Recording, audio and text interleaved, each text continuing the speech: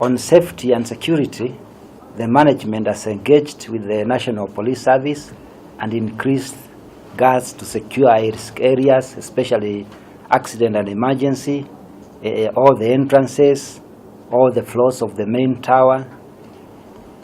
And it is also noteworthy that the management has initiated a rapid response system called Mulika Uhalifu, which is in conjunction with the police to strengthen reporting of such incidences. Management has taken full responsibility.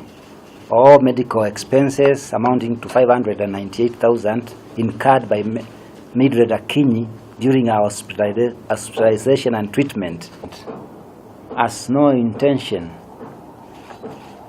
to stop the nurses from joining a union of their choice or refuse to recognize any union, including KNUN. However, parties must follow the due process as stipulated in the law.